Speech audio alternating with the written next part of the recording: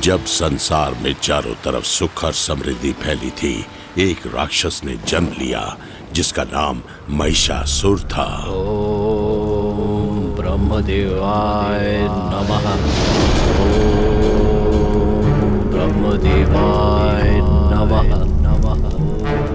महिषासुर की अखंड तपस्या से खुश होकर ब्रह्मा जी ने उसे एक वरदान दिया कि तुम्हें इस संसार में कोई नहीं मार सकता, यहाँ तक कि भगवान भी नहीं। अब महिषासुर ने पूरी दुनिया को जीत लिया था और वो एक क्रूर दुष्ट बन गया।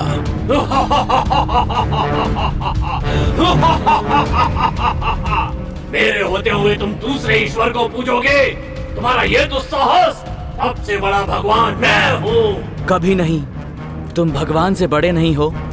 तो मरो।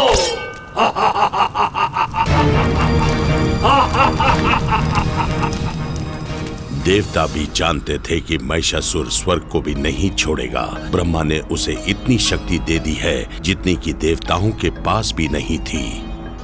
तभी नारद जी प्रकट हुए और देवताओं को सुझाव दिया। नारायण नारायण, 33 कोटि देवताओं की शक्ति को एकत्रित कर एक महाशक्ति का सृजन करो। केवल वो देवी ही महिषासुर का विनाश कर पाएगी और इस ब्रह्मांड को बचा पाएगी। देव नारायण नारायण। देवताओं ने नारद जी का सुझाव माना और सभी देवता घोर तपस्या में लीन हो गए और ब्रह्मा जी ने उन्हें आशीर्वाद दिया।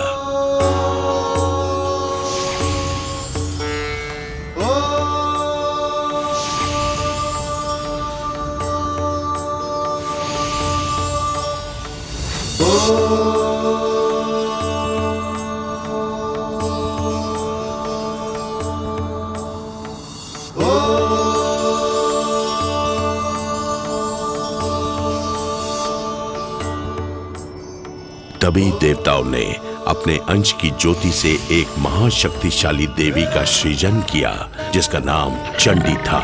और वो शक्ति की देवी चंडी इस ब्रह्मांड को बचाने के लिए जन्मी थी। वो ही महिषासुर का काल थी।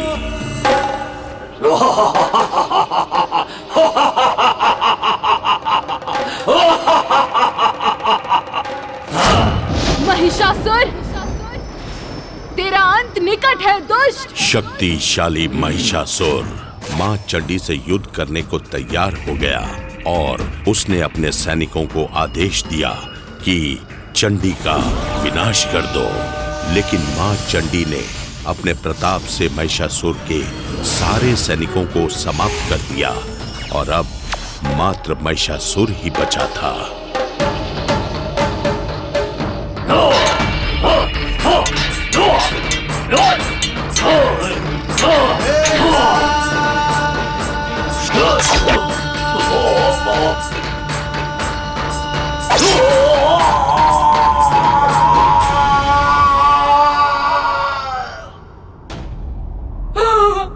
भ्राताश्री, मेरे भ्राता का वध करके किसने अपनी मृत्यु को आमंत्रित किया है? उसका सर्वनाश निश्चित है। मैं शपथ लेती हूँ, मैं शपथ लेती हूँ।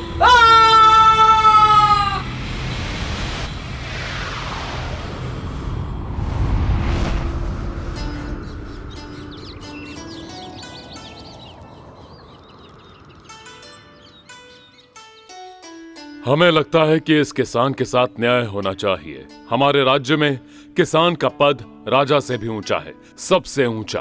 आपका आभारी हूँ महाराज, धन्यवाद। महामंत्री चक्रपाणी, ध्यान रहे कि इस तरह का संदर्भ हमें पुनः न मिलने पाए। जी महाराज।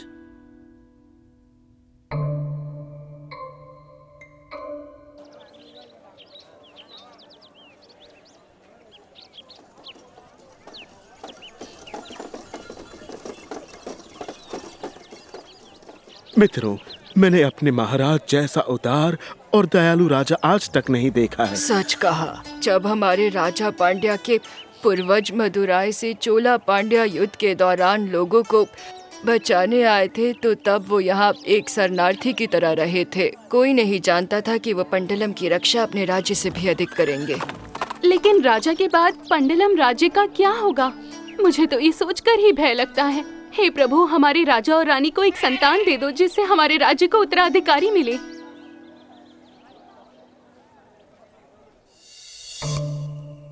वैद्य जी, जैसे जैसे दिन बीतते जा रहे हैं हमारी योजनाएं विफल होती जा रही हैं। धैर्य रखिए महामंत्री। ओह, क्षमा चाहता हूँ महाराज। आप मुझे सिखाएंगे वैद्य जी? कदापि नहीं। वर्तमान राजा के बाद राज्य कौन संभालेगा? आप ही तो हैं महाराज। मुझे विश्वास है आप रानी को वो दवाएं दे रहे हैं जिनके असर से वो कभी भी मां नहीं बन पाएंगी। निसंदेह महामंत्री, राज से रसोइया बाकी का कार्य प्रवीण कर देगा। परंतु राजा बनने के बाद मुझे मत भूल जाना। मुझे महामंत्री जो बनना है। अवश्य बनाऊंगा। मुझे आप जैसे चालाक आदमी की आवश्यकता होगी। आपके बिना राजपाट कैसे संभालूंगा? मैं आपको उत्तराधिकारी नहीं दे सकती, इसलिए मेरा त्याग कर दूसरा विवाह कीजिए महाराज। नहीं महारानी, हम ऐसा नहीं कर सकते। आपके बाद पंडलम पर कौन राज करेगा महाराज? मुझे इस बात की चिंता हो रही है कि मेरे कारण यहाँ के लोग और यहाँ का साम्राज्य अनाथ रह जाएगा महाराज। नहीं महारानी, ईश्वर इतने कठोर नहीं। हम प्रार्थना कर रहे हैं कि हमें एक संतान हो। ईश्वर अपने सच्चे भक्तों को कभी नहीं भूलता महारानी।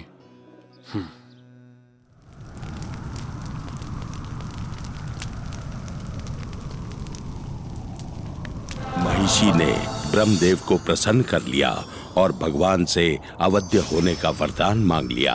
अब महिषी महिषासुर की तरह शक्तिशाली बन चुकी थी। अब मैं अपनी भ्राता की मृत्यु का प्रतिशोध लूंगी और उन देवताओं का सर्वनाश कर दूंगी।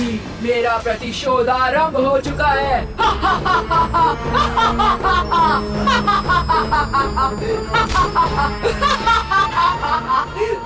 महिषी सारे देवताओं से ज्यादा शक्तिशाली बन गई थी। उसने पूरी दुनिया पर विजय प्राप्त कर ली और चारों तरफ हाहाकार मच गई।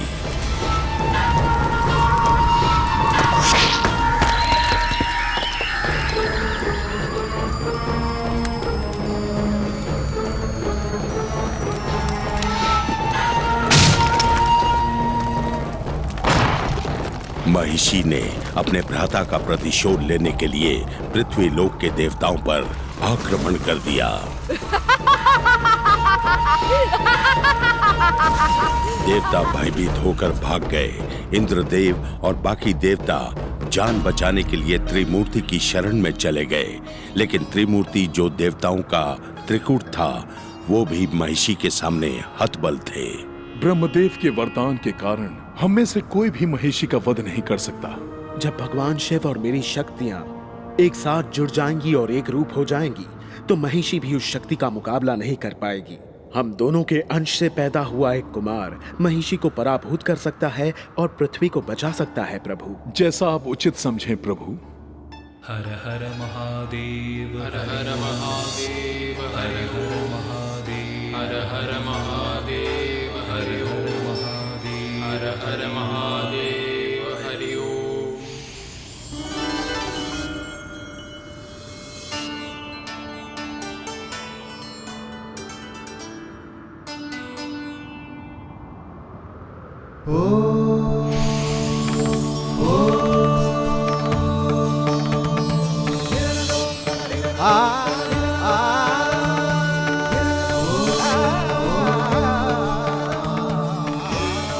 और फिर सबसे तेजस्वी और शक्तिशाली अय्यप्पन का जन्म हुआ।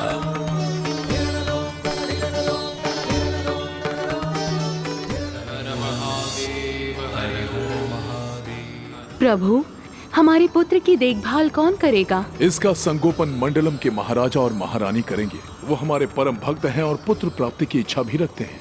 वे इसका संगोपन करेंगे। हमारा दिव्य पुत्र एक राजकुमार होगा। हम अपने अय्यप्पन को उन्हें सौंप देंगे। वो इसका पालन पोषण करेंगे।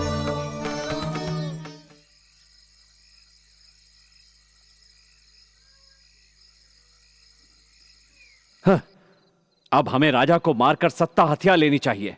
ये आप क्या कह रहे हैं? अभी सही समय नहीं आया है। अब मैं और प्रतीक्षा नहीं कर सकता। यदि आपने किसी भी तरह की शीघ्रता की तो पंडलम की जनता हमें स्वीकार नहीं करेगी। हम कल का सूरज नहीं देख पाएंगे। जनता अपने राजा के लिए प्राण देने को तत्पर है। आपकी बात पूर्णतः सत्य है, लेकिन आपके और मेरे होते हुए पंड्या से भागकर आए आश्रित को राजा बनाने की क्या आवश्यकता है? अपना स्वर मध्यम रखो महामंत्री, दीवारों के भी कान होते हैं। राजा के गुप्तचर नहीं, हमारा सोना स्वीकार करने के बाद वे हमारे गुप्तचर हैं। वे हमारी आज्ञा मानेंगे।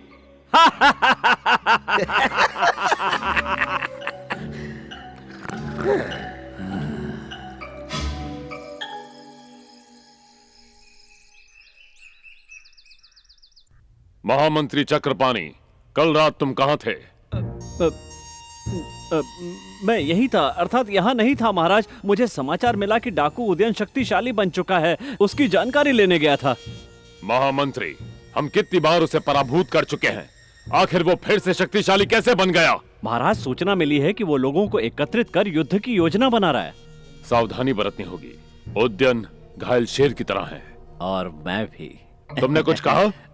कुछ नहीं महाराज, मैं तो सोच रहा था कि वरी, तुम यहाँ कैसे? मैं क्या सहायता कर सकता हूँ? महाराज, आप ही हमारी मदद कर सकते हैं। जंगली सुअर और बाकी जानवर हमारे खेतों को नष्ट कर रहे हैं। उन्होंने हमारे गांव में जीना मुश्किल कर दिया है। हमारी सहायता कीजिए महाराज। तुम चिंता मत करो वारीद, मैं तुम्हारी रक्षा करूंगा। एक बाड़ बनाने की तैयारी करो, सारे खेतों और गांव के चारों तरफ। आवश्यकता हो तो हमारे राजकोष से धन की आपूर्ति करो। हम आपके आभारी हैं महाराज। जंगल के देवताओं की अनुमति लेकर चलो हमारी यात्रा शुरू करें। सारे जानवरों को जंगल के अंदर खदेड़ दो, उन्हें मारना नहीं।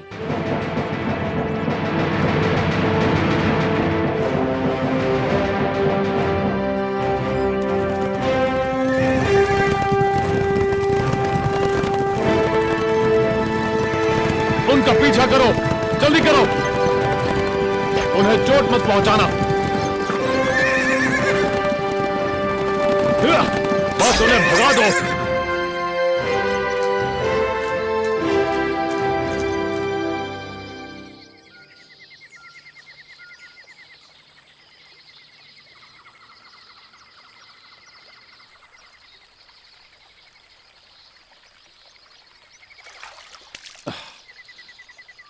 इतनी भाग दौड़ के बाद अब हम पंबा नदी के किनारे विश्राम करेंगे। रात बिताने के लिए यह जगह उत्तम है। जाओ, हमारे लिए छांव में तंबू लगाओ। हम तुरंत सारी तैयारी करते हैं।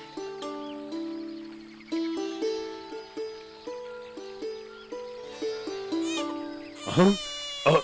बच्चे की आवाज।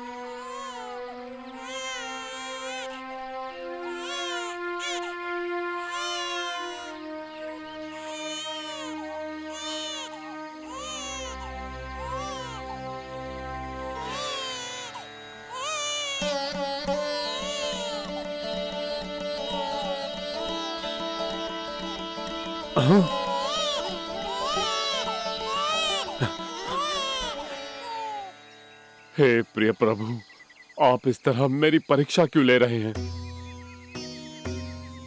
इस बच्चे के माता पिता कहाँ हैं? क्या आपने ये पुत्र मेरे लिए भेजा है भगवान?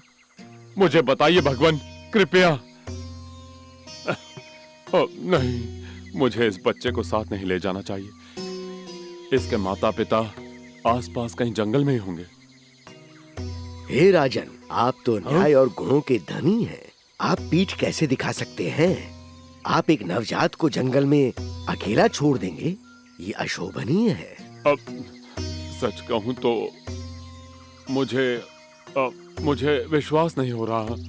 आप जैसे राजन को पाप नहीं करना चाहिए। इस नवजात को किसी ने इस जंगल में अकेला छोड़ दिया है। इसे महल ले जाके इसका लालन पालन करें। परंतु ये दिव्य बालक किसका है? बताइए, कृपा करके मुझे बताइए। सुनिए राजन, 14 वर्षों के बाद ये ज्ञात हो जाएगा। अभी इसे महल ले जाइए। मैं आपका आभारी हूँ। कृपा करके इस दिव्य बालक का नामकरण कीजिए। बालक का मुख देखिए, इसके ललाट पे प्रताप है। आप इस बालक को अय्यप्पन बुला सकते हैं। अय्यप्पन, अय्यप्पन, अय्यप्पन, अय्यप्पन।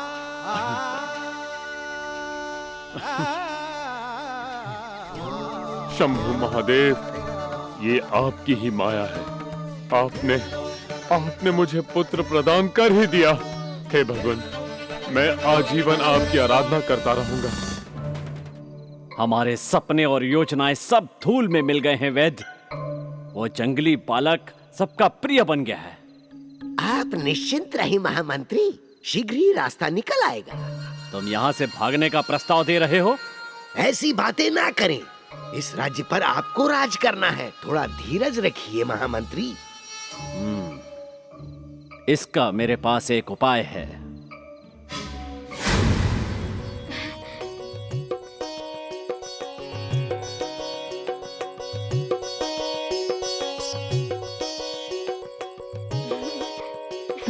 सुनो पुत्र, अपनी माँ को इस तरह सताओ मत। बस करो अय्यप्पन, अब मैं थक गई हूँ। महारानी ध्यान रखिए, इस तरह भाग दौड़ मत कीजिए। याद रहे आप गर्भवती हैं। राजकुमार नटखट हो गए हैं। अब तुम जाकर सो जाओ बेटा। जैसा आप कहें पिताश्री। अय्यप्पन, यहाँ मेरे पास सो जाओ। मैं नहीं सो सकता माँ, जल्द ही मुझे अध्ययन के लिए गुरुकुल जाना होगा और अब मुझे आपके बिना अकेले सोना सीखना होगा माँ। हमारा पुत्र छोटा सा है, परंतु इसके विचार कितने उच्च हैं।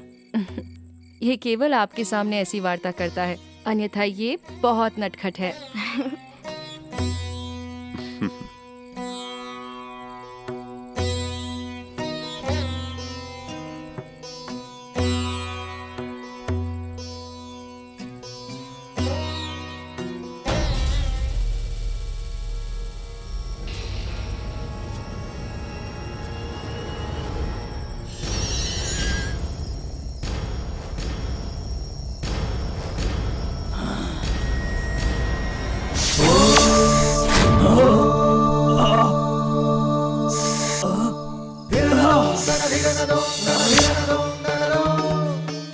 तुम एक छोटे से जंगली बालक को नहीं मार पाए, तुम्हें तो मेरी योजना विफल हो रही है। तुमने अनंतनाग को देखा। थू, तुम्हें ये बोलते हुए शर्म नहीं आई मणि? क्रोध मत करो महामंत्री, कोई सुन लेगा। तुमने वहाँ जो भी देखा ये किसी को ज्ञात ना हो। यदि अपना मुंह खोला तो अपने प्राण गंवा बैठोगे। अब भागो यहाँ से।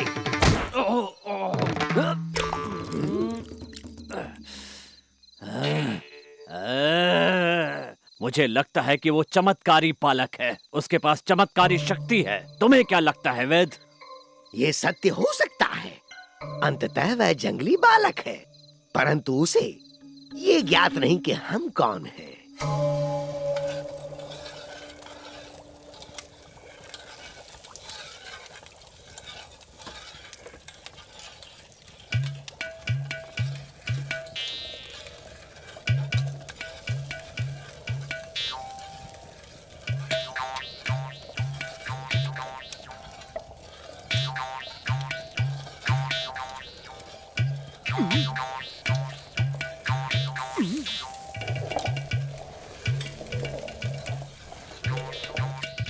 सुनो तिरुमणि, यहाँ आओ। तुम कैसे आए? तुम तो मुझे भूल ही गए जब से तुमने वो गुप्त दवाई रानी को देना बंद करने को कहा था। शिकायतें, हमेशा रोना धोना। मैं तुम्हें कैसे भूल सकता हूँ? एक तुम ही तो हो जिस पे मुझे विश्वास है। अब मैं बताता हूँ मैं यहाँ क्यों आया। ये लो, बस इसकी कुछ बूंदे तुम्हें उस जंगली लड़के अय्यप्पन की खीर में मिलानी होंगी। क्या? नहीं नहीं नहीं नहीं नहीं, यदि अय्यप्पन की बात है तो मैं कभी ये औषधि भोजन में नहीं मिलाऊंगा। अरे मेरे मूर्ख तिरुमणि, ये कोई विष नहीं है। मैं ईश्वर को साक्षी मान के कहता हूँ कि ये वो औषधि है जो राजकुमार लेने से मना करता है। ओह, वही पुरानी तरकीब, बच्चों को कड़वी औषधि पिलाने की, जिसे वो लेने से मना करते हैं। मैं ये औषधि उसके खीर में मिलाऊंगा। बहुत अच्छे तिरुमणि, अब मुझे जाना होगा महारानी के पास। उन्हें कभी भी प्रसव पीड़ा हो सकती है।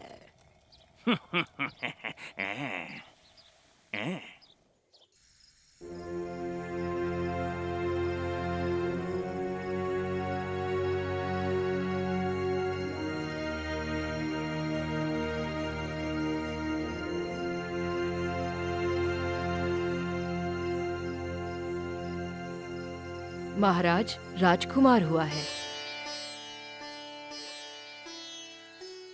शंभु महादेव।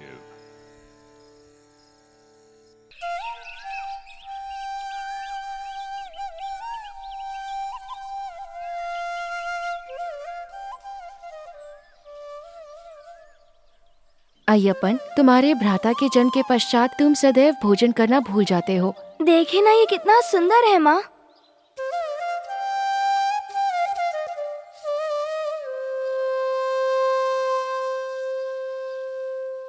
राजकुमार, महाराज जलपान के लिए आपकी प्रतीक्षा कर रहे हैं, कृपा करके चलें।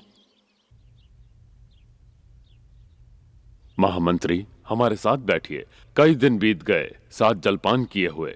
महामंत्री जी यहाँ भोजन ग्रहण करने नहीं आए हैं, है ना?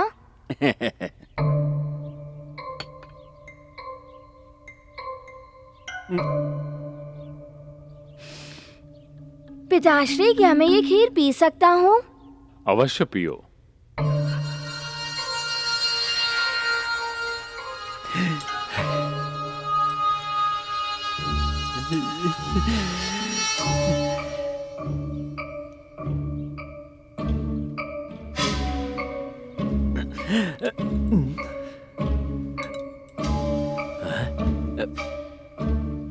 आज की खीर सचमुच बहुत स्वादिष्ट थी।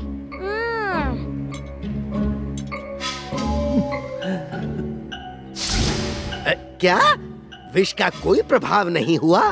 परंतु वो तो जगत का सबसे तीव्र विष है महामंत्री। उसकी एक बूंद 10 हाथियों को मार सकती है, वो भी एक पल में। मैंने कहा था ना कि वो बालक चमत्कारी है। उसे मारने के लिए हमें काली विद्या का प्रयोग करना होगा।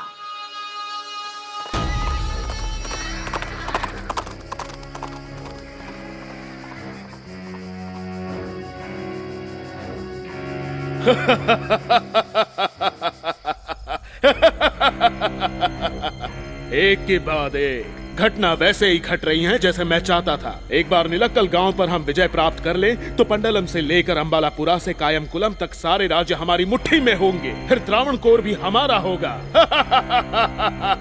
और सरदार, हमारे गुप्तचरों ने पंडलम राज्य के कुछ शक्तिशाली लोगों से मित्रता कर ली है। पंडलम पर आक्रमण करने की जल्दबाजी मत करना। पहले निलक्कल, फिर रानी और कोनी।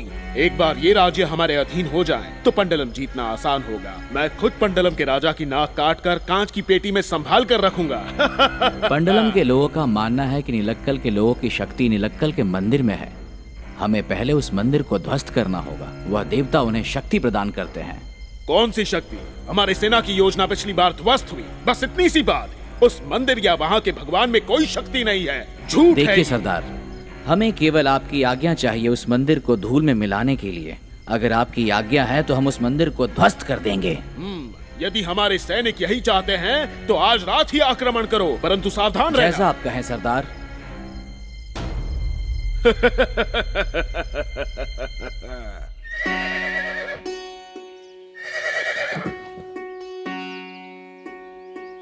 प्रिय पुत्र, तुम्हारे जाने का समय आ गया है।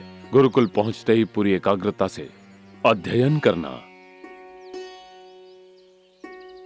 मैं पूर्ण एकाग्रता से ज्ञान अर्जित करूंगा। मुझे जो सिखाएंगे वो सब आत्मसात करूंगा। परंतु पुत्र, क्या है? मुझे बताओ। यदि मेरा अनुज राजा और माताश्री यूं ही रोते रहे तो मैं यहाँ से नहीं जा पाऊंगा पिताश्री। राजा तो बालक है, परंतु महारानी आप क्यों रो रही हैं? महाराज, मैं इतनी सरलता से अपने पुत्र से कैसे दूर हो जाऊं? मेरी चिंता मत कीजिए माताश्री, मैं जल्दी अभ्यास पूर्ण करके लौट आऊंगा। जाने का शुभ समय आ गया है, यात्रा शुरू करो। तुम जब भी मुझे पुकारोगे मैं चला आऊंगा मेरे प्यारे अनुज। अय्यप्पन मेरे पुत्र। महाराज, विलंब करना उचित नहीं होगा।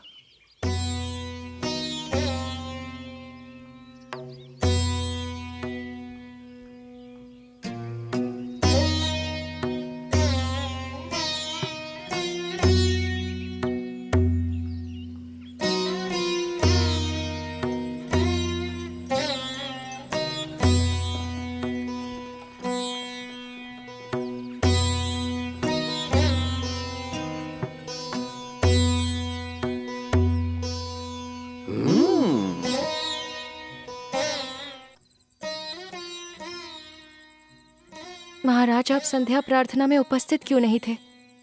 अय्यप्पन के जाने के बाद सब कुछ सुना सुना लग रहा है। मुझे उसकी बहुत याद आ रही है। पूरे साम्राज्य और मुझे भी ऐसा ही प्रतीत हो रहा है। महाराज, अय्यप्पन के आगमन के पश्चात हमारे जीवन में कई विशेष बातें घटी हैं। हमें संतान प्राप्त हुआ, हमें लूटने या हमसे युद्ध करने उदयन लौट कर नहीं आया। खेत खलियानों में फसल फल फूल रही है, बीमारी और दरिद्रता नष्ट हो गई। हर तरफ केवल सुख शांति और समृद्धि का वास है। हमारा पुत्र भगवान हरिहर का वरदान है, परंतु महारानी, मैं अपने पुत्र के बिना नहीं जी सकता।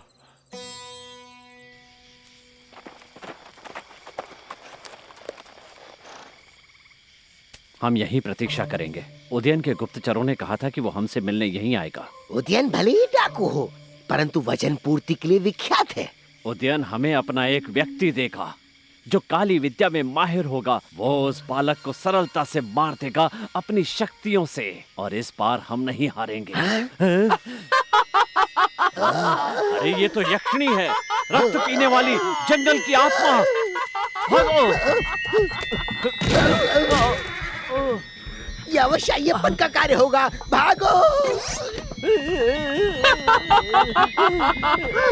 वहीं रुक जाओ डरपोको, घबराने की जरूरत नहीं। मैं निहारा हूँ। मैं वही जादूगरनी हूँ जिसे उदयन ने तुम्हारी मदद के लिए भेजा है। हमें इसकी जानकारी नहीं थी। हम तो भयभीत हो गए थे। मैं वो चक्रपाणी, तुम महामंत्री हो ना, और तुम राज्य वैद्य। तुम दोनों गधों पर बैठकर यहाँ क्यों आए हो? ओ बेचारे, तुम्हारे महल में घोड़े नहीं है क्या? महल में अनेकों घोड़े हैं, पर ये सुंदर अरबी घोड़े हैं। ऐसा क्या?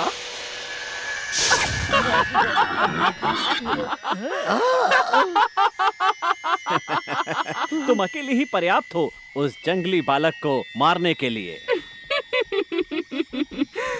कहाँ है वो लड़का? सिर्फ इतना बता दो और बाकी चीजें मैं देख लूंगी, समझ गए?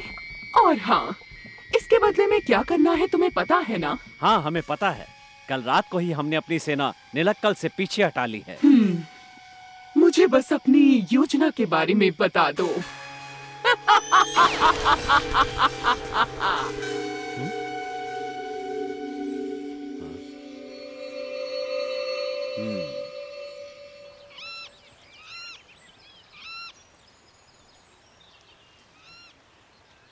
अय्यप्पन, आज से तुम्हारा अध्ययन प्रारंभ हो रहा है। राजकुमार, तुम्हारे लिए विशेष आसन की व्यवस्था की गई है। आसन ग्रहण करो। गुरुजी, मेरे साथ अन्य बच्चों जैसा ही बर्ताव कीजिए। और हाँ, मैं भी यहीं निवास करूँगा, साधारण बच्चों की तरह। क्षमा चाहता हूँ गुरुजी, यदि आपको ठेस पहुँची हो। जैसी तुम्हारी इच्छा राजकुमार।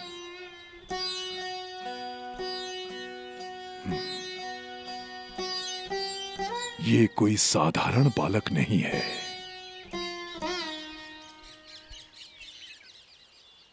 गुरुजी ने हमें जंगल से चंदन की लकड़ियाँ लाने को कहा है, और उसके लिए हमें जंगल के भीतर जाना होगा। अरे नहीं, हमें डर लगता है, वहाँ शेर हो सकते हैं। तुम लोग भविष्य में पंडलम के योद्धा बनने जा रहे हो, तुम्हें किसी बात का भय नहीं होना चाहिए। ठीक है, तुम साथ हो तो हम जाएंगे।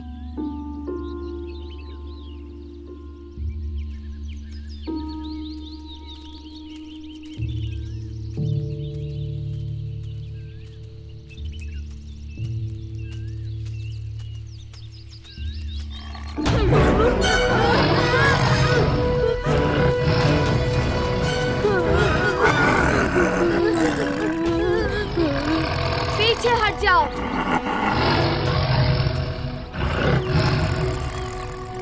जाओ।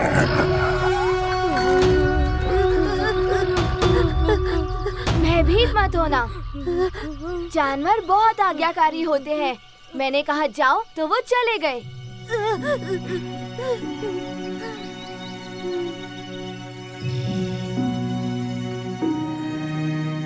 देखो दोस्तों, ये रही चंदन की लकड़ियाँ। केवल सूखी टहनियाँ ही उठाना। ठीक है अय्यप्पन। अय्यप्पन! रामू कहाँ है? अब तक तो वो हमारे साथ ही था। तुम सही कह रहे हो, वो कहाँ गया? तुम लोग चंदन की लकड़ियाँ इकट्ठा करो। तब तक मैं जाकर रामू को ढूंढता हूँ।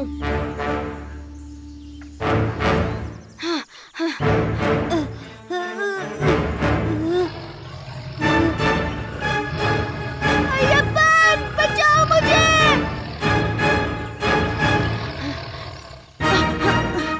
अय्यप्पन! नहीं, पीछे हटो।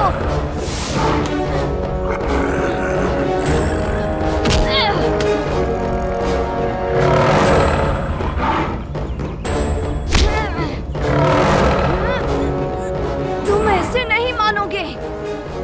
तो ये लो।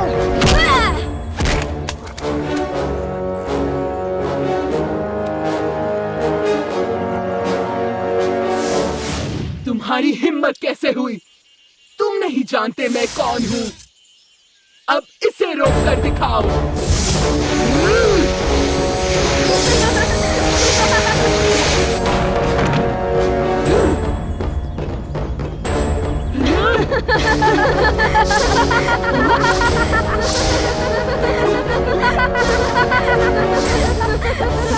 जादूगर बालक!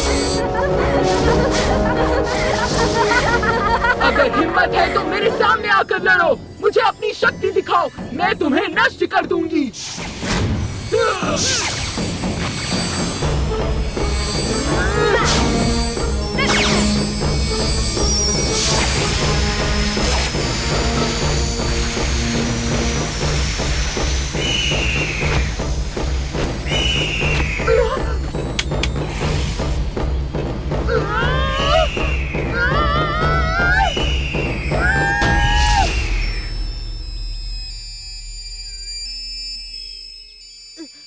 रामू, क्या हुआ था? नेत्र खोलो। बड़ा सा शेर। कौन सा शेर? तुम्हें शेर दिखा? चलो हम यहाँ से चलते हैं। हमारे दोस्तों ने लकड़ियाँ इकट्ठी कर ली होंगी। यह क्या हुआ था? शेर कहाँ है? तुम मेरे साथ चलो, मैं तुम्हें सब समझाता हूँ। महामंत्री, हमारे पुत्र ने 18 पुराण पूरे कर लिए और उपनिषद भी। इतने कम समय में? ये तो असंभव है। हाँ महामंत्री, गुरुदेव ने लिखा है अय्यप्पन को सिखाना ऐसे व्यक्ति की सहायता करने जैसा था जो सर्व ज्ञाता हो। ये लीजिए, स्वयं पढ़ लीजिए। ये सब उस चमत्कारी औषधि का प्रभाव है जो मैं राजकुमार को प्रतिदिन दिया करता था। अय्यप्पन का धनुर्विद्या का अध्ययन कल से प्रारंभ होगा। कल रात यहाँ एक चमत्कार हुआ था। जब मैं सो रहा था तब मुझे अय्यप्पन का सपना आया। उसके बाद मैं गहरी नींद में था। जब मैं थोड़ी देर बाद उठा, मेरे भैया मेरे सामने ही खड़े थे। उन्होंने पहले मुझे चादर उड़ाई और फिर बत्तियां बुझाकर वो गायब हो गए।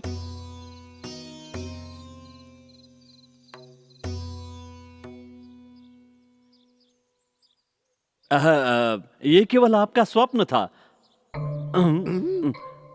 हम आज्ञा चाहते हैं महाराज। हमारे आचार्य को सांप ने काट लिया है, उसका उपचार चल रहा है।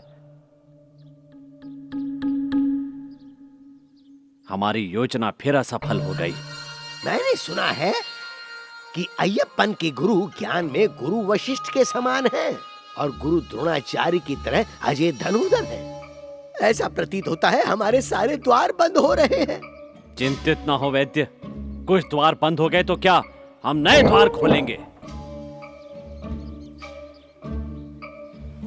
अपने नेत्र और मस्तिष्क से ध्यान केंद्रित करो अपने लक्ष्य पर। नेत्र सिर्फ लक्ष्य पर होनी चाहिए। अब एक एक करके तीर चलाओ।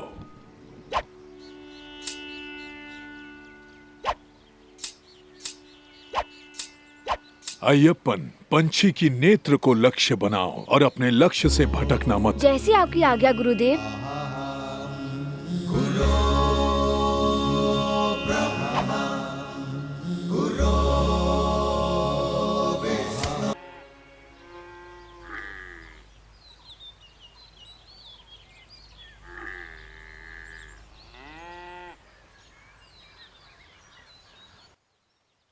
अय्यप्पन, मैंने तुम्हें सिर्फ स्मरण कराया है, तुम्हें तो पहले से ज्ञात था। कलरी पयट्टू के कुछ दाव शेष हैं और तुम्हारा प्रशिक्षण पूर्ण हो जाएगा। अतः कलरी गुरु के पास जाना होगा। चिरताला के चिरपन चिरा के कुरूप सर्वोत्तम गुरु हैं। आप किसी और की सराहना कर रहे हैं। वो जरूर अपनी कला में सर्वश्रेष्ठ होंगे। उनसे शिक्षा प्राप्त करने के पश्चात तुम निपुण हो जाओगे और राजा बनने के योग्य हो जाओगे। बाएं घूमो, नीचे झुको और फिर अपने प्रतिस्पर्धी पर हमला करो। सुनो केशव, लड़ते वक्त आंखें खुली होनी चाहिए। अपने पीछे देखो। प्रणाम गुरु कुरूप। ओह, तो आप हैं। महान गुरुदेव यहाँ खुद पधारे हैं। आपसे मिलकर मैं धन्य हो गया। बहुत अंतराल के बाद मिले। मुझे आशीर्वाद दीजिए। ये कौन है? मेरा शिष्य है। ये यहाँ युद्ध कला सीखने आया है, सर्वश्रेष्ठ गुरु से। पर ऐसी कौन सी विद्या है जो मुझे ज्ञात है, आपको नहीं? उत्तरी और दक्षिणी युद्ध कला के अलावा तुम कई और युद्ध कलाओं में निपुण हो। मैंने उचित कहा ना? ये बालक साधारण नहीं लगता।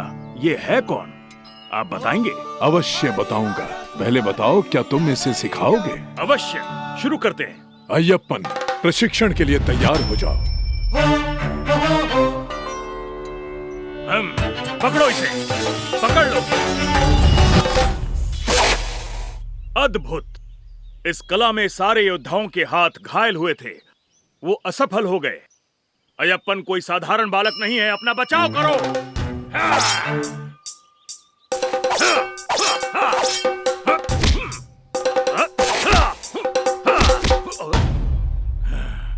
आक्रमण करो।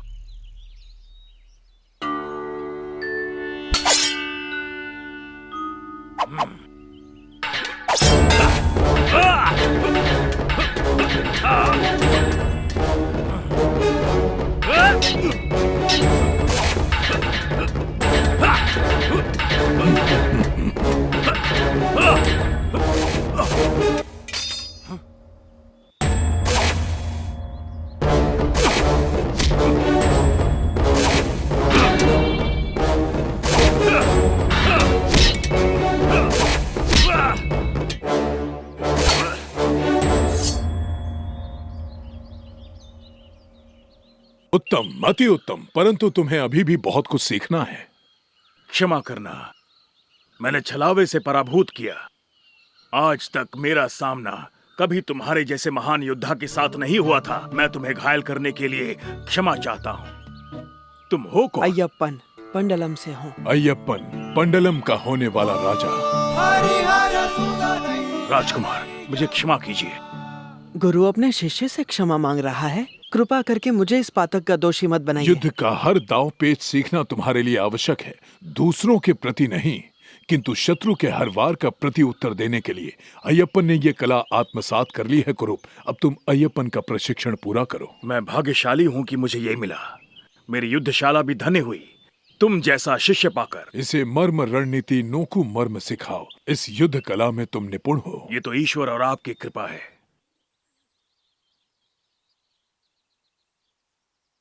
महारानी की जय हो।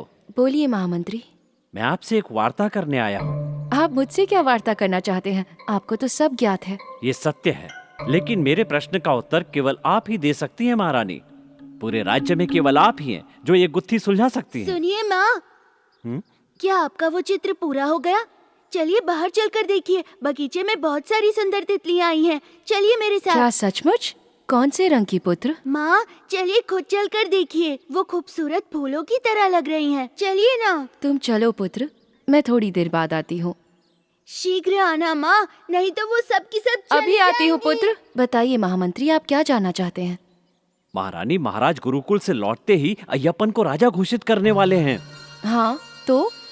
महारानी, मेरा तात्पर्य है कि महाराज ने इतना बड़ा निर्णय आपसे पूछकर लिया या नहीं? महाराज राज्य संबंधित निर्णय मुझसे पूछकर नहीं लेते, और ये मेरा कार्य नहीं है। ऐसे निर्णय तो वे आपसे परामर्श करके लेते हैं। आपसे एक विशेष बात कहना चाहता हूँ। आपको क्या लगता है, मुझसे पूछा जाता तो क्या मैं इससे सहमत होता? अय्यप्पन एक दिव्य और तेजस्वी बालक है। यदि वो राजा बन जाए तो इसमें बुराई क्या है? प्रजा भी उससे अत्यंत प्रेम करती है, और विशेष बात वो योग्य है। ये सारी बातें सत्य हैं, किंतु इसका तात्पर्य ये नहीं है कि राज राजा जिसे महारानी ने जन्म दिया है वो तेजस्वी नहीं है, क्योंकि मेरे लिए वो दिव्य बालक है। राज राजा आपकी कड़ी तपस्या का फल है। और उसका जन्म आपकी प्रार्थनाओं का परिणाम है। आप कहना क्या चाहते हैं महामंत्री? आपकी सहजता देखकर आश्चर्य होता है महारानी। जंगल में मिला बालक दिव्य है और आपकी कोख से जन्मा बालक सामान्य है। मुझे दया आती है महारानी, आप पर दया आती है। अय्यपन, राज राजा दोनों मेरे लिए एक समान हैं। दोनों मेरे अपने पुत्र हैं। आप ऐसा कह सकती हैं क्योंकि आपका हृदय विशाल है, किंतु कल जब वो जंगली बालक पंडलम का राजा बनेगा तो आपके अपने बेटे का क्या होगा? आपने कभी इस विषय में सोचा है महारानी? केवल राजमहल में जन्मे हुए पुत्र को ही पंडलम का राजा बनने का अधिकार होना चाहिए।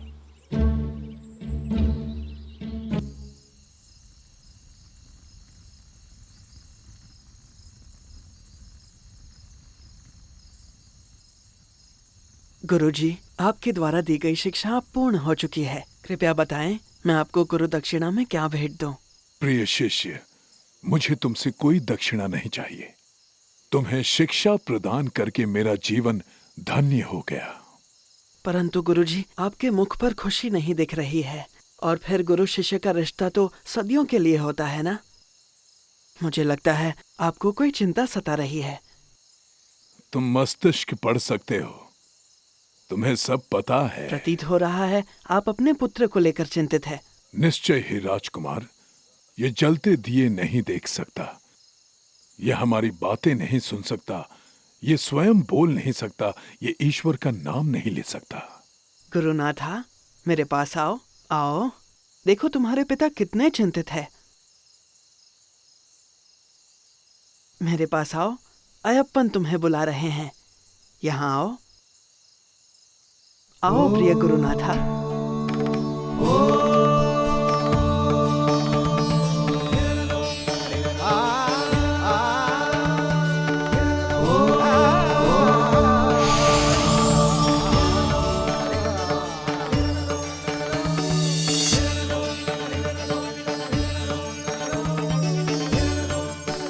गुरुनाथा, अपनी आंखें खोलो और इन्हें देखो।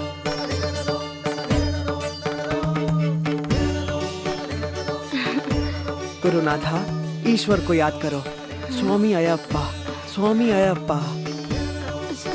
स्वामी अयप्पा, स्वामी अयप्पा। हे प्रभु, मुझे अपने नेत्रों पर विश्वास नहीं हो रहा। तुमने इसे पुनर्जन्म दिया है और मेरी पीड़ा दूर कर दिया। अयप्पन, तुमने मुझे सब कुछ दे दिया राजकुमार। गुरुदेव, इंसान कितना भी महान क्यों ना हो, वो हमेशा अपने गुरु से छोटा होता है। ये सब आपकी शिक्षा और आशीर्वाद का असर है। अयप्पन। स्वामी शरणम अयप्पन।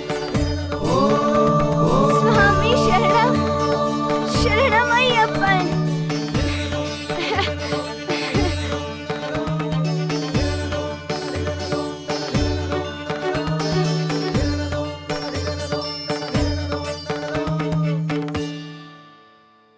क्या विचार कर रही हो?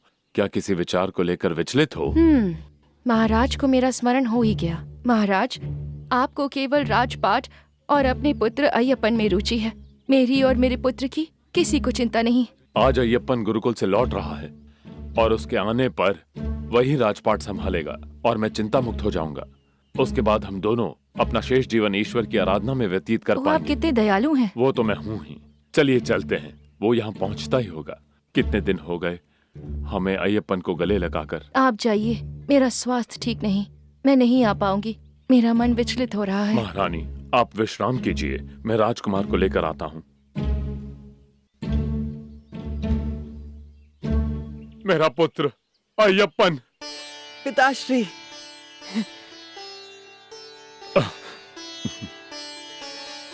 अंततः राजकुमार गुरुकुल से लौटकर आ गए। आपको ऐसी उम्मीद नहीं थी, है ना?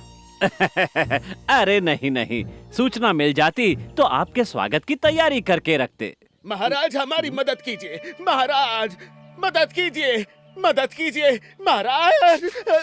महाराज। ओह, ये क्या? ये मंदिर के हाथी शंकरन का महावत है ना? जी महाराज। मदद कीजिए महाराज। क्या हुआ, मुझे बताओ। मंदिर का हाथी शंकरन मंदिर के परिवेश को नष्ट कर रहा है और हम उसे वश में नहीं कर पा रहे।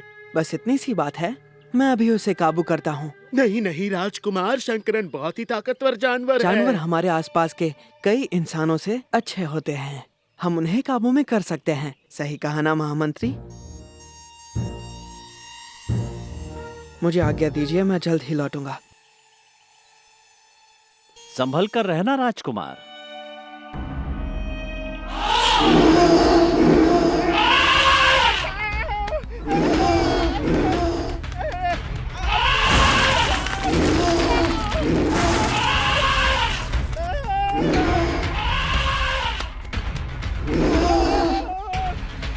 तुम ये क्या कर रहे हो शंकरन?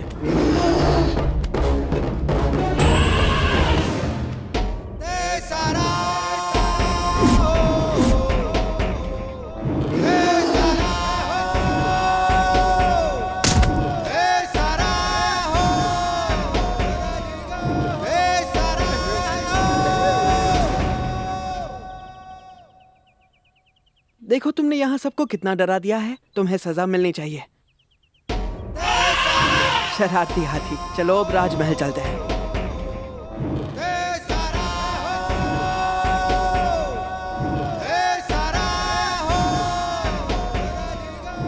राजकुमार अय्यप्पन की जय हो। राजकुमार अय्यप्पन की जय हो। राजकुमार अय्यप्पन की जय हो। राजकुमार अय्यप्पन की जय हो। राजकुमार अय्यप्पन की जय हो। अय्यप्पन।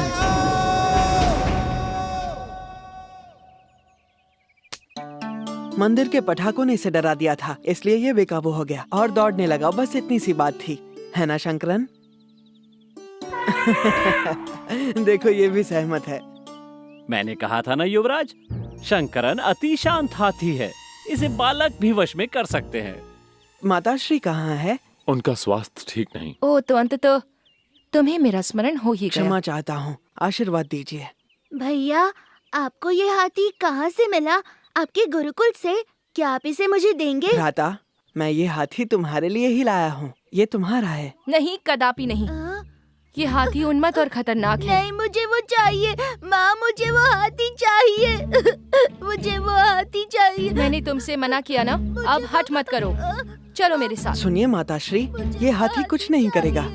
मेरे पुत्र के लिए क्या उचित है मैं जानती हूँ। तुम इस विषय से दूर रहो। तीर निशाने पर लगा है।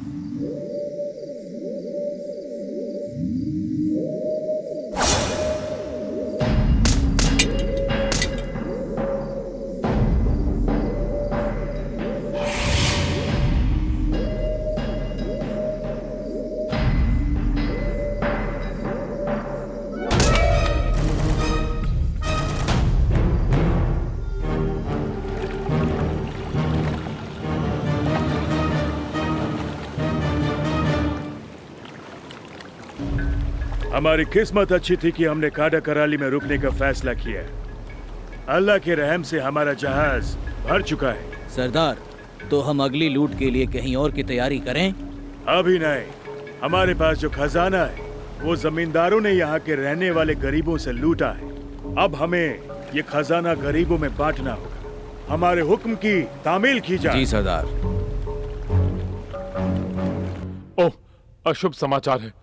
तुर्किस्तान से आए वावर नाम के लुटेरे ने कायमकुलम राज्य में कोहराम मचाया है। ये कैसे हो गया महामंत्री? महाराज, मैंने कोई और ही नाम सुना था, हैले, बब्बर या और कुछ, लेकिन ये समुद्री लुटेरा है। यदि पहले से तुम्हें इसका ज्ञात था तो हमें क्यों नहीं बताया? बताने ही वाला था। कायमकुलम तंबुरन कई पीढ़ियों से हमारा निष्ठावान दोस्त रहा है। पिताश्री, हमें उनकी मदद करनी चाहिए। अगर आप कहें तो मैं इस वावर का सामना करूं? नहीं मेरे पुत्र, तुम ये नहीं कर पाओगे। यह वावर बहुत क्रूर है। एक जवान अनुभवी राजकुमार उसे नहीं हरा पाएगा। मैं बस अपने ज्ञान का प्रयोग करना चाहता हूँ। मुझे सिर्फ आपका आशीर्वाद चाहिए। वावर कोई पागल हाथी नहीं जिसे आप वश में कर लेंगे। आप उसे केले दिखाकर वश में नहीं कर सकते। मुझे आपसे किसी परामर्श की जरूरत नहीं। मेरे महाराज, आज्ञा दीजिए। यदि तुम यही चाहते हो तो अपने साथ सेना लेकर जाओ। मैं अकेले जाऊंगा पिताश्री। उदयन को खबर मिली कि पंडलम से सेना निकली है, तो आप जानते हैं कि इसका परिणाम क्या होगा। मैं जानता हूँ, पर कुछ सैनिक तो अपने साथ लेकर जाओ। अकेले मत जाना पुत्र। पिताश्री, हमें कयमकुलम के तंबुरन को संदेश भेजना चाहिए कि वो चिंता ना करें, और मैं तुरंत निकल रहा हूँ। महारानी, अगर मुझसे पूछे तो उस जंगली बालक में कोई दिव्य शक्ति नहीं है। जब से वो यहाँ आया है, निरंतर अनिष्ट समाचार मिल रहे हैं। पहले हाथी शंकरन निरंकुश हो गया, अब एकाएक तुर्किस्तान से समुद्री लुटेरे आ गए। उदयन हमला कर सकता है। कृपा करके कुछ कीजिए। अगर अब भी आप शांत रहीं तो आपको पुत्र के साथ पंडलम छोड़ना होगा। महामंत्री, मैंने उसका पालन पोषण किया है। वो मेरे पुत्र समान है। महारानी, आपको स्मरण है कि उसने राजकुमार को पागल हाथी पुरस्कार स्वरूप दिया था। वो राजा को मारकर मार्ग से हटाना चाहता था। मैं ऐसा नहीं कर सकती। मैंने अपना निर्णय ले लिया है। यदि महाराज को पता चल गया तो आप जानते हैं कि उन्हें कितना दुख होगा। वैद्य, कुछ कहते क्यों नहीं? महारानी को बताओ। ये योजना कोई नहीं जान पाएगा। बताओ, महारानी को बताओ। महारानी, भयभीत मनुष्य कभी विजयी नहीं होता है। यदि वावर ने उसे जाने दिया या अय्यप्पन ने अपनी माया से वावर को पराजित भी कर दिया, तो उसी पल से वह पंडलम का सिर्फ राजपुत्र नहीं होगा, वह उसी पल पंडलम का राजा बन जाएगा। तो समय ना गवाएं, अन्यथा पश्चाताप करना पड़ेगा। ठीक है, मुझे विचार करने का समय दीजिए।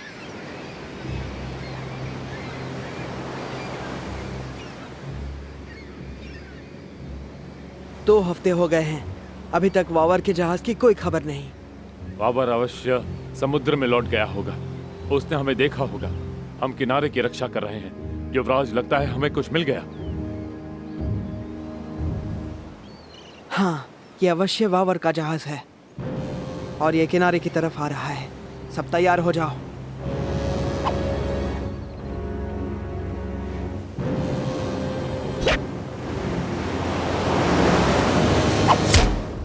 सरदार, ये तीर देखिए।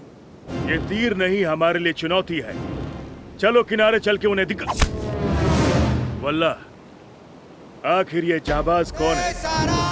सरदार, चलिए वापस चलें।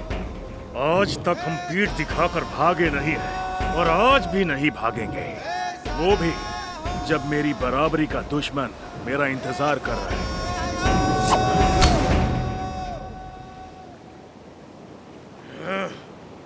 छोटी नाव पानी में उतारो, जल्दी करो। अय्यप्पन, अपने तीरों से नौका को डुबा दो। यदि वो किनारे तक आए तो युद्ध अटल है। ऐसा करना उचित नहीं होगा। आखिर वो जाबाज योद्धा है कौन जिसने हमारा ध्वज और सुल्तान की टोपी उड़ाने की हिम्मत की? तुम लुटेरे वावर हो। क्यों, मैंने सही कहा ना? नजर बहुत तेज है। मैं ही हूँ वावर। अगर ये बात है तो मैंने ही तुम्हारा ध्वज तोड़ा था। बहादुरी ऐसे दूर से नहीं दिखाते, दुश्मन के सामने दिखाओ। अब दिखाओ अपनी वीरता। मैं अपनी वीरता तुम्हारे कहने पर नहीं दिखाऊंगा। जबान भी बहुत तेज है। हिम्मत है तो मुझ पर वार करके दिखा लड़के। कोई आम लड़का नहीं, मैं अय्यप्पन हूँ। ओ अच्छा, अय्यप्पन, मैंने तुम्हारी कहानियाँ सुनी है, लेकिन तुम मुझे बेवकूफ बच्चे लगते हो। तुम क्या जानना चाहते हो, मेरी उम्र या मेरी धनुर्विद्या? मैं अभी तुम पर बाण नहीं चलाऊंगा। मैं लोगों पर तभी हमला करता हूँ जब वे सशस्त्र होते हैं। ऐसी बात है तो बताओ, किससे हमला करूं? एक तलवार से या जादू से? जो तुम्हारा मन करे। मैं भी तो देखूं, वार करो।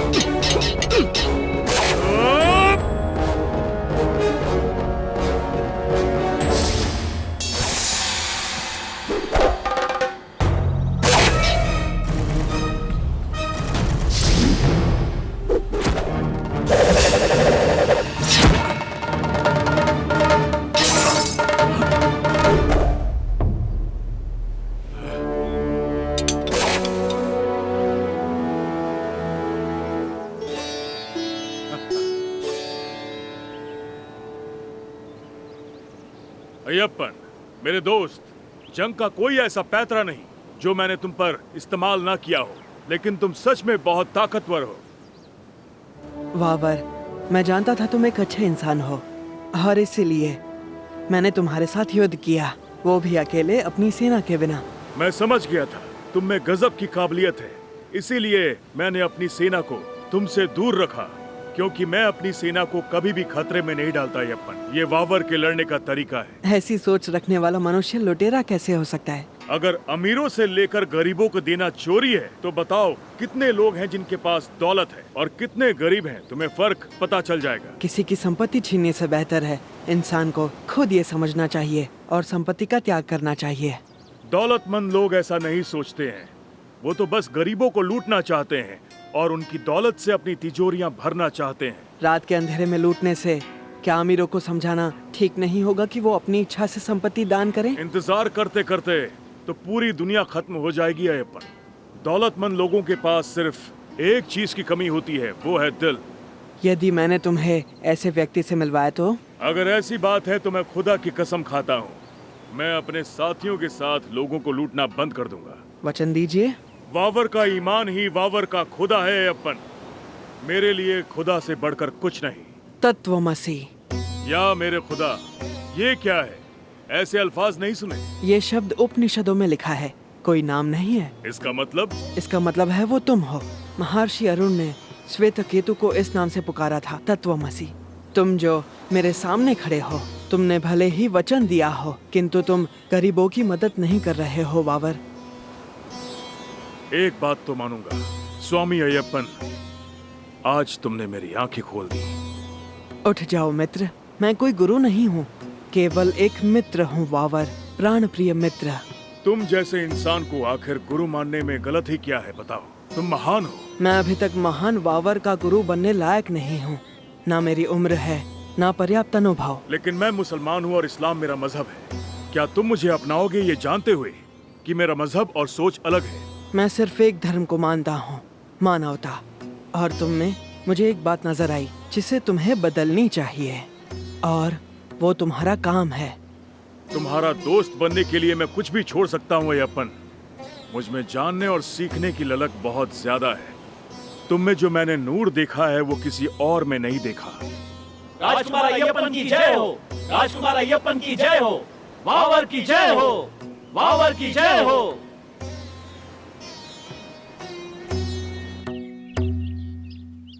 महामंत्री, तुम्हें ये आश्चर्य की बात नहीं लगती कि हमारे गुप्तचरों को आक्रमण की सूचना नहीं समझा नहीं महाराज, आप क्या बात कर रहे हैं? उद्याना ने सिर्फ निलक्कल प्रदेश नहीं जीता, बल्कि वहाँ सब कुछ तहस नहस कर दिया।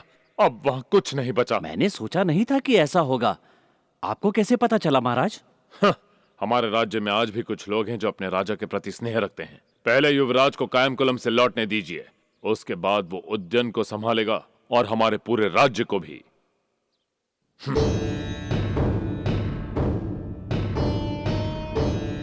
आशीर्वाद दीजिए। अस्सलाम अलैकुम। ये हैं वावर, अंबालापुरा से कायमकुलम तक और मव्वेलिकारा से वेटियार तक, इन्हीं ने सब कुछ लूटा था। ये मेरे नए मित्र हैं वावर, ये मेरे बहुत ही प्रिय मित्र हैं, और ये हमारे राज्य के महामंत्री हैं जो कि बहुत ही चतुर हैं। सुनो पुत्र, मुझे तुमसे कुछ वार्ता करनी वो है। बात उदयन के बारे में है ना? मुझे ज्ञात है। और पिताश्री, जहाँ तक राज्य संभालने की बात है, मुझे और समय चाहिए। पुत्र, तुम्हें शीघ्र ही निर्णय लेना होगा। ठीक है पिताश्री।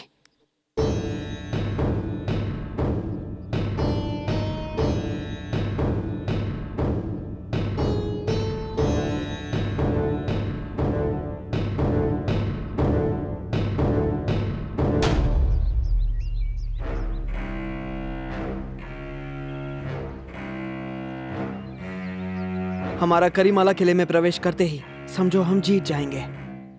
ये युद्ध हमें सिर्फ जीतना नहीं है या उदयन की सेना ध्वस्त करना नहीं है, हमें अपनी राजदेवी की पुनर्स्थापना करनी होगी, और इसलिए तुम में से हर एक को उत्तरदायित्व निभाना होगा।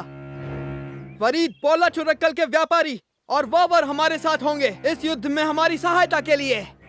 इस्लाम मेरा मजहब है और मैं तुम सबकी एक भाई की तरह मदद करूंगा। मैं डेरे तैयार करूंगा ताकि तुम सबको जरूरत का सामान मिल सके। एरुमिली से लेकर करीमला तक की सारी जिम्मेदारी मेरी होगी और मैं तुम सब के लिए हथियारों का इंतजाम करूंगा। साथ ही मैं कुछ अरबी और ईरानी सिपाही भी लेकर आया हूं। अय्यप्पन के साथ मिलकर हम दुश्मन को हरा देंगे। खुदा हमारे साथ है। शत्रु को पराभूत करने के लिए शारीरिक सामर्थ्य पर्याप्त नहीं होगा, हमें मानसिक रूप से तैयार होना होगा और इसीलिए तुम्हें 41 दिन प्रशिक्षण लेना होगा। मांस और मदिरा से दूर रहिए और जानवरों की बलि चढ़ाना बंद कीजिए। ब्रह्मचर्य का पालन कीजिए। तुम्हारे मन और शरीर का शुद्धिकरण होगा। तुम शक्तिशाली बन जाओगे और विजय हमारी होगी। स्वामी अय्यप्पन की जय हो। स्वामी अय्यप्पन की जय हो। स्वामी अय्यप्पन की जय हो। आज से हमें एकजुट होना होगा। इसका मतलब हमारा धर्म एक होगा और इसीलिए हम में से हर कोई स्वामी होगा। हम सबका नाम और औहदा समान होगा। स्वामी रक्षा कीजिए। स्वामी रक्षा कीजिए। स्वामी रक्षा कीजिए। स्वामी रक्षा कीजिए। स्वामी रक्षा कीजिए। स्वामी तुम्हारी रक्षा नहीं करेंगे। पहले वो अपरिचितों को महल में लेकर आ गया और अब ये स्वामी का नाटक। हमें अब अपनी अंतिम चाल चलनी चाहिए। हमें शीघ्रातिशीघ्र अय्यप्पन को रोकना होगा।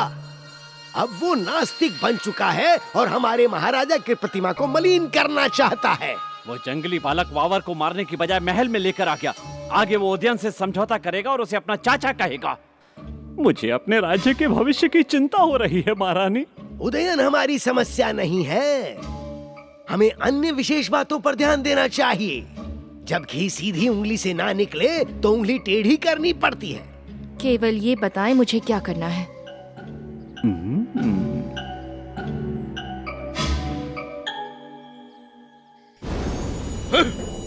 पिछले 1 महीने से पंडलम की सेना हमारे साथ युद्ध करने की तैयारी कर रही है और हमें इस बात की भनक तक नहीं। पंडलम में हमारे गुप्तचर मवेलिकारा और रानी ने अब तक हमें इस बात की जानकारी क्यों नहीं दी? वावर के लोगों ने हमारे जितने गुप्तचर थे उन सबको पकड़ लिए हैं सरदार। अय्यप्पन की सेना कभी भी आक्रमण कर सकती है। मैं शपथ लेता हूँ कि किसी को भी जीवित नहीं छोड़ूंगा, कि हार निश्चित है। हमने जंगल के हर पेड़ पर अपना एक आदमी बिठाया है जो वहाँ छुप कर बैठा है और अय्यप्पन की सेना पर आक्रमण कर देगा। किसी पर दया मत करना। उदयन के साथ युद्ध उनकी अंतिम युद्ध होगी। हम उन्हें पराजित करेंगे।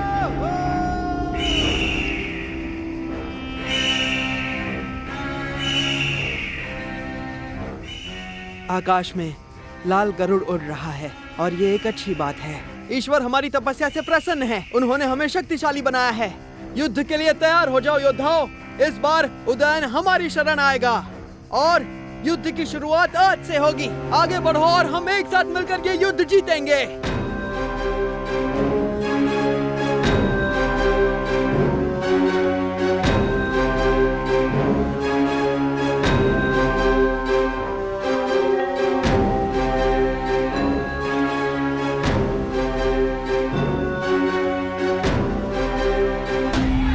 हमला करो।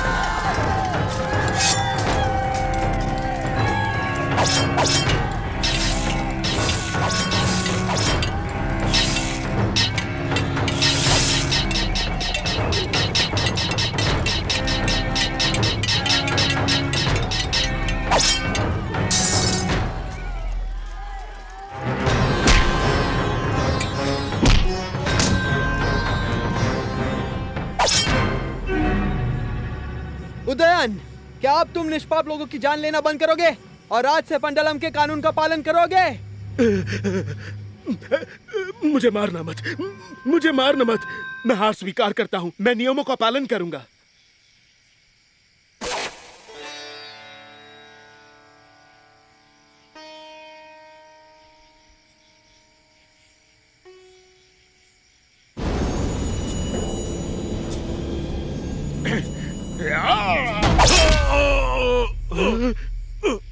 तुम्हारी इतनी हिम्मत! धोखेबाज! स्वामी, इसकी सजा मैं दूंगा इसे। मैंने अपनी पूरी जिंदगी बिना वजह के खून बहाया है। आज लड़ने का सही मौका मिला है।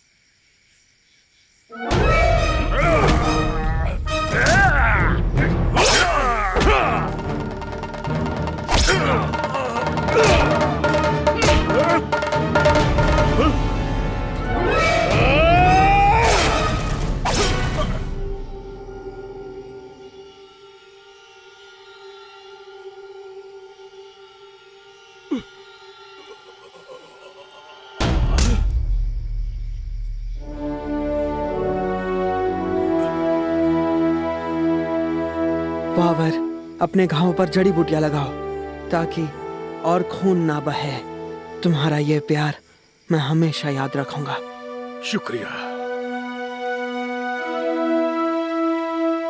स्वामी, हमने करीमला किले को ध्वस्त कर दिया है। हमें उदयन को भी अग्नि देनी चाहिए। घोषणा करो हम ये युद्ध जीत चुके हैं। मंदिर में हमारी कुलदेवी की पुनर्स्थापना करो।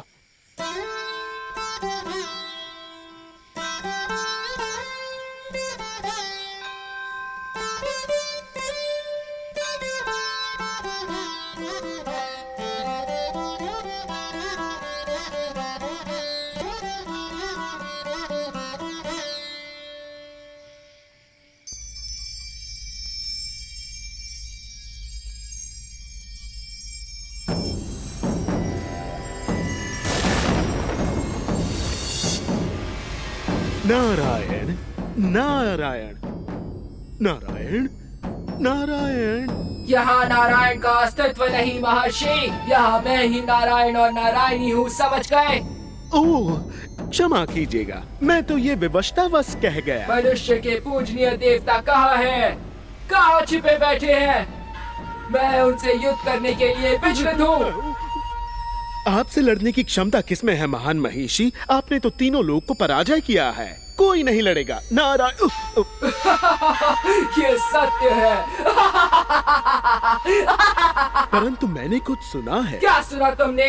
क्या देवता मुझ पर आक्रमण करने वाले हैं? नहीं नहीं नहीं नहीं, मैंने सुना है कि पृथ्वी लोक से कोई आपको ललकार रहा है, और जो आपको ललकार रहा है वो आपको शबरी जंगल में ही मिलेगा। चुनौती?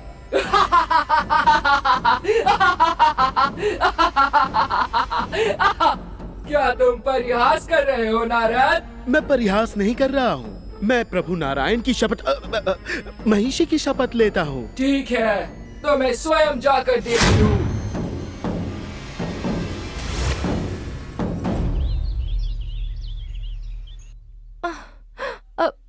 अब मेरी मृत्यु निश्चित है। हे प्रभु, मेरी रक्षा करें।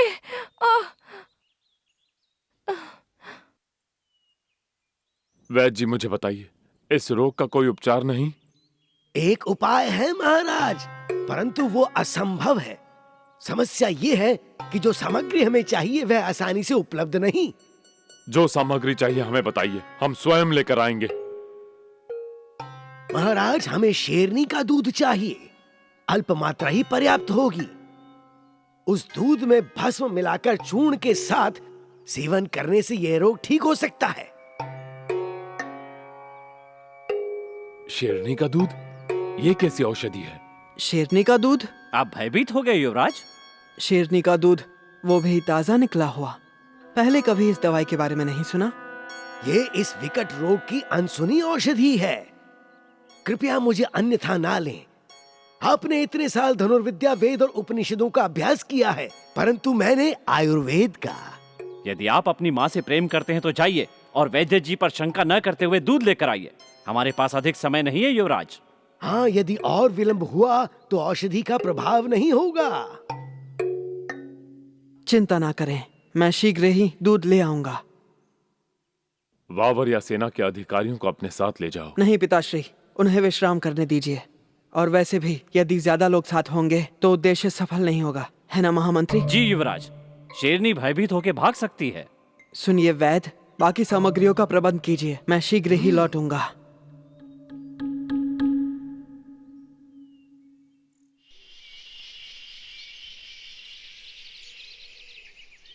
शेरनी अवश्य ही इस जंगल में होगी।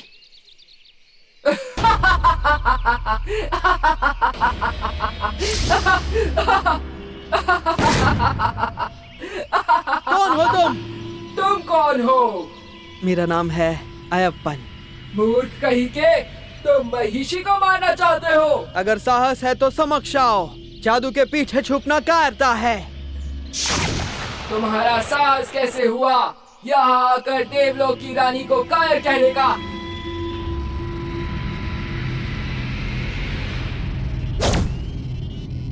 तुम्हारा खूबसूरत शरीर और तेजस्वी आंखें देखकर मेरे मन में अलग भाव उमड़ रहे हैं। तो क्या तुम मेरे स्वामी बनना चाहोगे? मैं इस प्रस्ताव को स्वीकार नहीं कर सकता। मेरे जन्म का उद्देश्य है तुम्हें मारकर असुर वृत्ति को नष्ट करना और धर्म की पुनर्स्थापना करना। इसलिए मैं तुम जैसे असुरों के समूह का विनाश कर दूंगा। क्या मैंने सच सुना? चलो देखे तुम कितने शक्तिशाली हो। पृथ्वी पर सबसे बड़े मूर्ख हो तुम।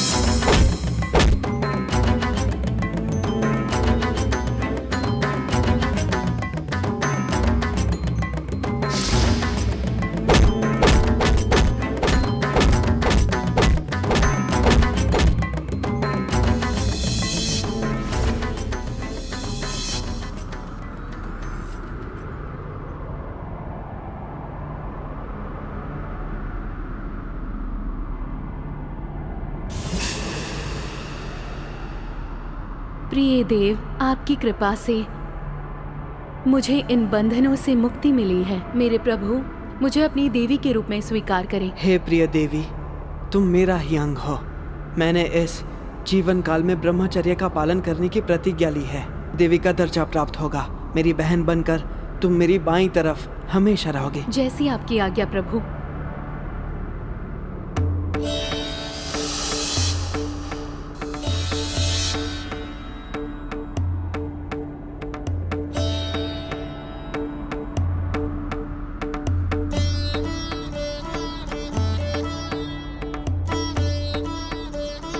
मेरे पुत्र, तुमने अपना अवतार कार्य पूर्ण कर लिया।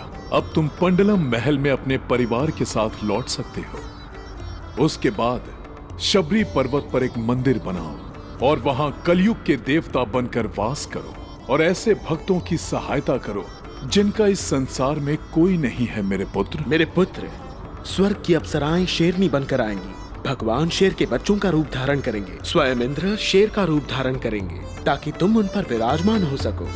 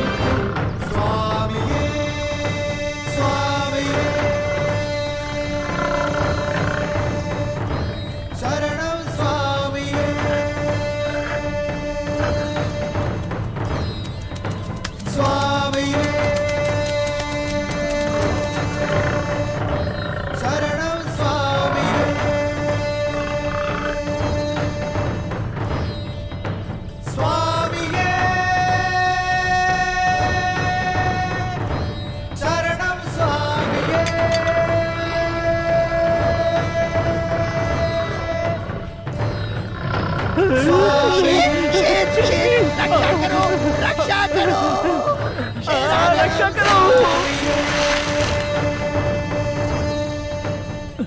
स्वामी अय्यप्पन की जय हो। स्वामी अय्यप्पन की जय हो। महाराज, आपने जो लक्ष्य दिया था वो मैंने पूरा किया। अब कृपा करके वैद्य जी को इनका दूध निकालने की आज्ञा दे।